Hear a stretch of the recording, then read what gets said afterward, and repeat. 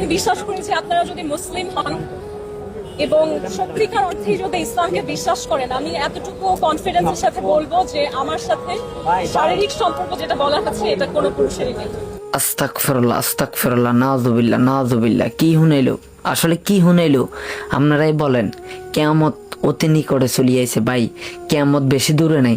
আজকে যদি কিয়ামত দূরে থাকতো, এই মহিলার কেন বুকের মধ্যে কোরআন শরীফ কেন বাজায় রাখতেছে? আসলে কেন এই বেপর্দা নারীর কাছে যদি কোরআন শরীফ থাকে, আপনারাই বলেন কিয়ামত কি আসলে অনেক দূরে আছে? ভাই বিশ্বাস করেন কিয়ামত অতি নিকটে চলিয়েছে। আসলে বাংলাদেশের মধ্যে কি হইতেছে বা কি উঠতে যাইতেছে আমি জানি না ভাই। বিশ্বাস করেন, ভিডিওটা অন্তত শেয়ার করে দেন। যে কোরআনকে কেন এভাবে কেন মানে উপস্থাপনা করানোর জন্য আমি কেন মানে ভাই বিশ্বাস করেন প্রস্তুত ছিলাম না এই জিনিসটা দেখতাম দেন। যেই আল কোরআন আমাকে রাষ্ট্রদূত, সাবেক রাষ্ট্রদূত ঈসা নিজে দিয়েছিলেন, সেটাই আমি আজকে হাতে করে সেটার উপরই শপথ নিয়েছি যে আমার সাথে আমাকে নিয়ে যে নোংরা মন্তব্যগুলো করা হয় সেগুলো কতটা ভিত্তিহীন, কারণ আমার সাথে ওই ধরনের সম্পর্ক কোনো পুরুষেরই নেই, এমনকি ঈসার নিজেরও নেই। আর ভাই আপনারা কি বই থাকবেন?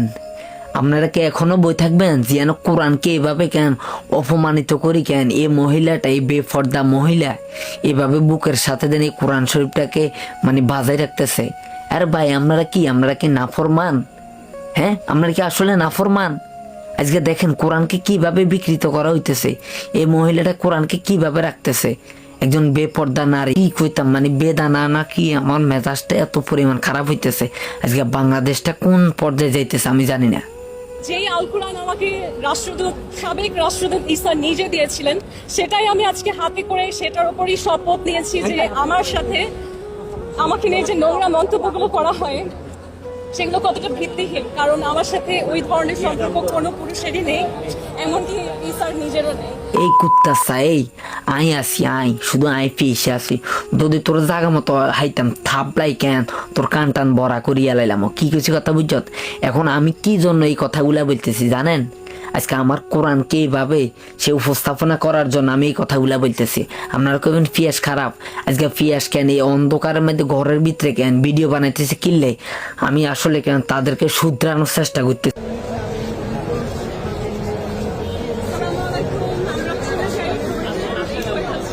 যান যান যান যান, এই সিঁড়িতে পড়বি, জায়গা দেবো। মেহেদি যাও তুমি, আমি আসছি। আরে ভাই আপনারা কি বই থাকবেন? আসলে এটার বিচার করতেন না? এটার বিচার কি করতেন না? একজন বেপর্দা নারী এভাবে তার অঙ্গভঙ্গিমা দেখাই, সে কোরআন, আল্লাহর কোরআনকে বুকে ভাজাই, সেভাবে পাবলিক প্লেসে ঘুরতেছে। একটা বেপর্দা নারী। আরে তুই কোরআনটি কি বিশ্বাস করস? তুই কোরআন কি মানস? তুই যদি কোরআন মানতি হলে তুই পর্দা করিয়াতি। তুই যে ধর্মের মানুষে তোর হাতে কোরআনটা দিল কে? কোন ব্যক্তি কোরআন দিল? আর যদি আপনারা যদি কোন যেটা আসলে কোরআন না অন্য কিছু, আপনারা তদন্ত করি, তারপরে কেন এই মহিলার মানে বিচার করেন। এই মহিলাটার ওই পরিমাণ আপনারা আনি জিজ্ঞাসা করেন আসলে কোরআনটারে কি জন্য এইভাবে কেন সে খোলামেলা পোশাকে সে কোরআন ধরছে। আমার মূল কথা হইলো এটা, আজকে আমি কোরআন রে নিয়ে কথা বলতেছি। আমার কোরআনটাকে যে মানে বিকৃত করবো, আমি তার জিব্বাটা আনি ছিঁড়ে গেলাম।